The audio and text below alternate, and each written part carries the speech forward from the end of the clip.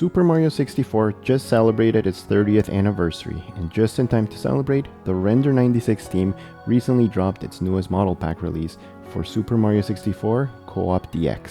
Today we're taking a look at the newest Render96 model pack release, why CoopDX is one of the best ways to experience Super Mario 64 in 2026, how to get everything installed, and then we'll do a quick showcase of some of the most impressive character upgrades included in the latest release. Let's jump right in. So for anyone unfamiliar with the project, Render96 is a long-running effort by the Sm64 modding community to recreate many of the character models, enemies, and objects seen in Nintendo's original pre-release artwork and promotional renders, hence the name, Render96. The goal is not necessarily realism. The goal is to make Super Mario 64 look closer to what many of us imagined it looked like back in the 90s.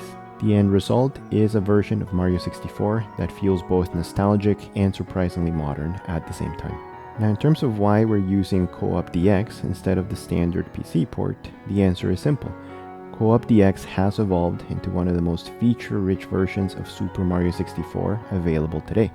In addition to offering multiplayer support, CoopDX also supports extensive modding, custom character packs, quality of life improvements like being able to play in 4K at 120 FPS or more, enhanced camera options, widescreen support, and an incredibly active modding community that releases things daily.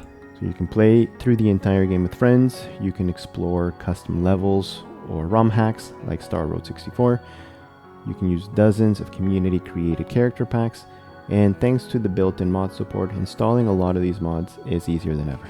So getting started with CoopDX is pretty straightforward. First, you're going to need a working installation of Super Mario 64 CoopDX, which you can pull directly from the Super Mario 64 CoopDX website, linked in the description. Once you download the zip file, extract it into a folder location of your choice. The first time you run the executable, you will see a prompt asking you to drag and drop your Super Mario 64 ROM file.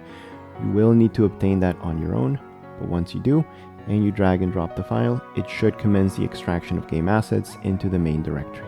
Once that part is done, head on over to the Render96 model pack page and download the latest release. The Render96_CoopDX.zip file should contain a folder inside called Render96_A, and you'll need to drag this file into the mods folder in your main CoopDX game directory. There is also another requisite mod that you will need for this to work, which is the character selection mod. This is also linked in the description below, and you're essentially going to do the same thing you did with the Render96 model folder. You're going to download that and then drag the character selections folder into your mod folder in the CoopDX directory. Once both of those things are done, launch the game and open up the mods menu. Make sure the Render96 mod is enabled as well as the character selection.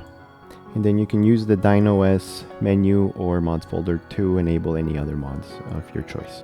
So if you did everything right, you should start to see the textures look a lot more rich, a lot more detailed. And that's pretty much it. I'm going to shut up now and show you some of my favorite transformations from this texture pack. If you have any questions, let me know in the comments. Enjoy.